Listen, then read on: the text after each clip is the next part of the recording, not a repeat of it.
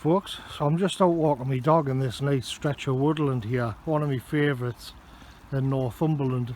Very quiet little place, and I've been here, I must have been here 100 times, but I've never actually noticed that along the little stream, the little riverbank, there's this wall here. You can see it there, and like I say, I've walked past it 100 times and I've never even noticed that there's a wall here. And it's so old, it's been there for so long that there's a tree growing out of it, and another one there. And I think I didn't used to and I've grown to love this kind of thing as well, because you can see the mark of the English all over England, because there's men would have spent weeks or months of their lives constructing this wall, probably to hem the water in and drain the land. There's a couple of pipes sticking out.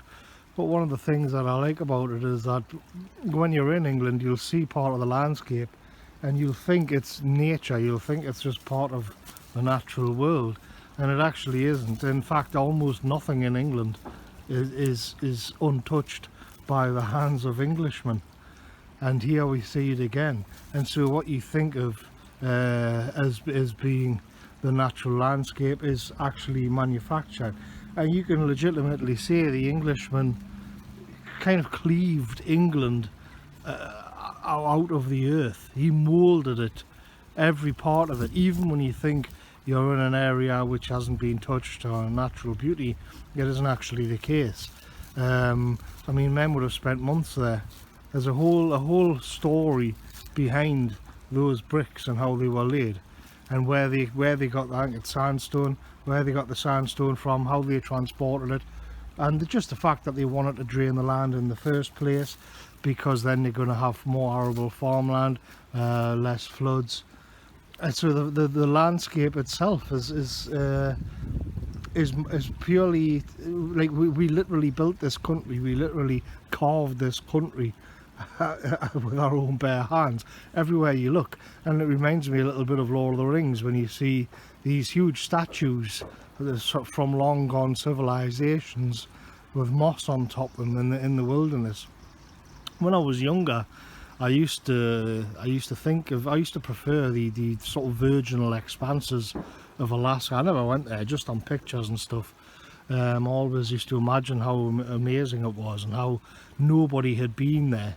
And that was, I don't know, there's something in that. There's something where you want to explore it and you want to be the first man there.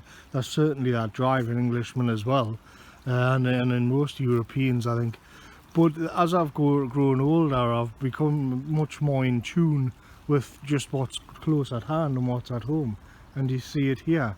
Everywhere you look in England, you think you're in a place which has never been touched before, which is just natural, and it isn't. It's a product of the Englishman's hard work. And I mean, this wall here is so old that there's a massive tree growing out of it. I don't know what kind of tree that is. My dad would shoot us for not knowing that, but nevertheless, it's obviously been there for a long time if you've got a tree growing out of a wall like that.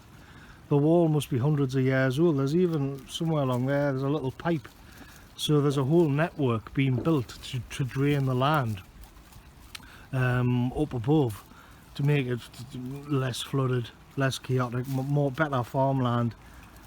And the results all around, everywhere you look in the countryside in England, is the hand of the Englishman. It's our land. England is ours. We pulled it out of the earth.